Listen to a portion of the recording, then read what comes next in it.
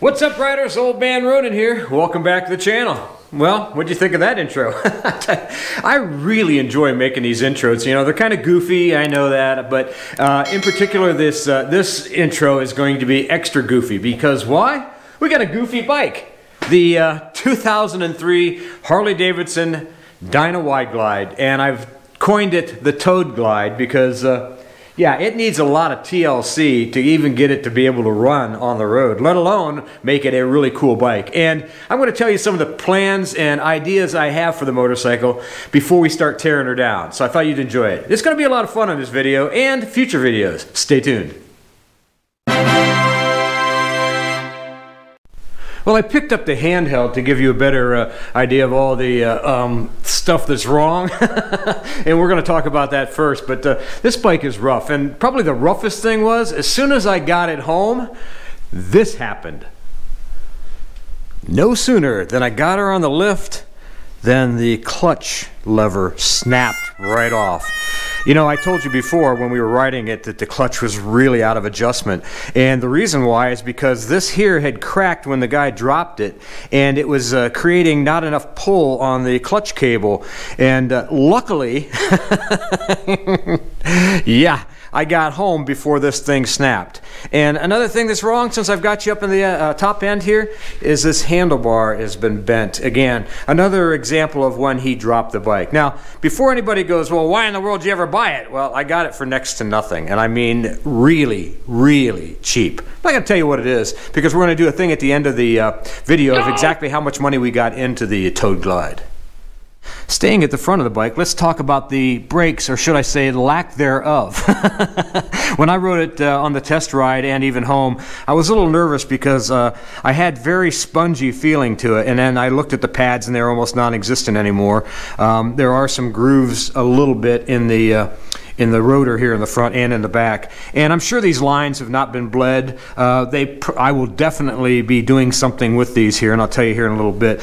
But yeah, you have to bleed your lines every I'd say 5,000 miles. I like to do that because that way it keeps that fresh oil maintaining its viscosity, so you give good braking power. That's really important for brakes, and a lot of people don't even bother to do that, and shame on them, but it really should be one of the primary things you take care of when you're taking care of your maintenance on your bike, is making sure that your lines are bled. You know, maybe 5,000 miles is too soon for some people, but I like to make sure that I do it and I'm safe all the time. Unlike this bike. You know, the move over the last several years is to go to, on baggers, big 21-inch or 23-inch tires, rims, and I'm staying with that on this bike. This bike came with 21-inch, they call them pizza cutters. Now, the Dyna Bros don't like pizza cutters. The Dyna Bros don't like wide glides. But personally, I love the way the wide glide is. It's got a steeper rake here in the front. And it doesn't, I would say, not handle as well in the corners as, let's say, the Super Glide. But for me, I love the way that they run. I've had a couple wide glides in the past, and a Super Glide as well too, let alone FXRs. And I really enjoy the way the wide glide performs. It's more of a classic style Harley, if you will, and that's really attractive to me. Well, let's keep on moving. See what else we got to do. Now, I haven't taken the air cleaner off yet, and I'm almost afraid. Yeah, it definitely needs a carburetor rebuild. Probably I will put an S&S carburetor on it. It's an 88-inch engine. I probably want to increase the horsepower a little bit. I'll definitely put a bigger throated carburetor on it. At the most, I may just clean it. I don't know. I kind of want to keep this bike, and I'll talk a little bit more about that at the end, but I kind of want to keep this bike more trashy, you know, more toad-like, if you will. But again, this like I said, I haven't taken the air cleaner off, and I'm a little nervous about doing it. One thing, since we're right here, is these pipe wrap things. They gotta go, baby. That's not happening. I'm going to put different exhaust on it as well too. Between the so what goes in and comes out is going to be different than what you've got right now. One thing I already did, and let's talk about that. I put Sportster pegs on it. And the reason why I did that is because the crap that he had on it, I will show you here in a second. Yeah, These are the pegs that he had on it. Now, I'm actually thinking about sending these down to Shade Tree Surgeon and see if he wants to put them on his Krusty Glide, because I think they would kind of fit the profile of his bike. But yeah, they, yeah, that's all I got to say. Yeah. You know, we already talked about the front brakes, but man, there is a really deep groove right here in this rotor, and it's down to metal on metal almost. I mean, it's a shame because he did put some of these chrome accents on, like this chrome axle nut cover and this chrome little piece on the brake caliper. He did the same thing up front. You know, he tried to do something, but he just let it go. I think came a point in his time he just doesn't care anymore. And you can tell right here when he put these saddlebags on, which are old ammo cans. Yeah, I know. And he had those on the side, but he just must quit caring all of a sudden. And then, of course, the back area here, the tail light is missing, you know, along with the turn signals as well too. He had it wired in some kind of a Japanese or Chinese made knockoff that just didn't work. But yeah, as far as that, the sissy bar is going to go. The seat is 2-up is going to go. I'm going to take the 2-up pegs off. This is going to be a single seat. And getting to my least favorite part of this motorcycle is the duckbill or ducktail fender. I hate these. I mean, I have never liked the way they look. They're just not for me. I'm going to replace the fender. Either going to forge one myself or cut this off. I haven't decided. I might be able to change. It depends on what I get into underneath. But like I say, this got to go, baby. This got to go. Get out of here, man. I don't like it. A lot of people do. And if I decide not to cut it, it will be for sale. How you like those apples?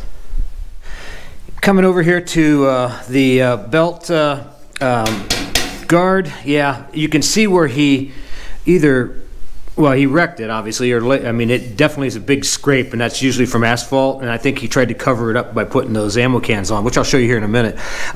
But I mean, he hasn't taken care of these rims at all. They're quite rusty. Again, I don't know how much I'm actually going to get into repairing things. I'm going to mainly get it running properly because, you know, most of my Harleys I have in the garage are kind of pristine. I put them back almost all original, and I really like that. However, I also like the rat bike look too.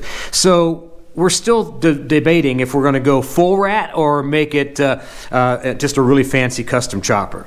The tires are really old and they're dry rotted on both front and back, so the back end will need replaced as far as tires, and haven't decided on the rim yet. Might just sand them up and powder coat them, or might just leave them the way they are.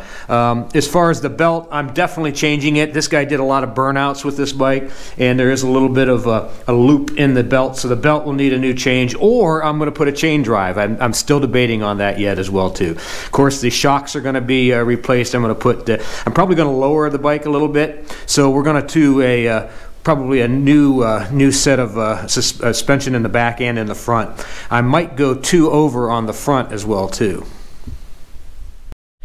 Well, I promised I'd show you what he had set up for saddlebags, and there's these ammo cans here, and you can see the holes he had drilled in it, and he had it mounted yeah, right there, just like that.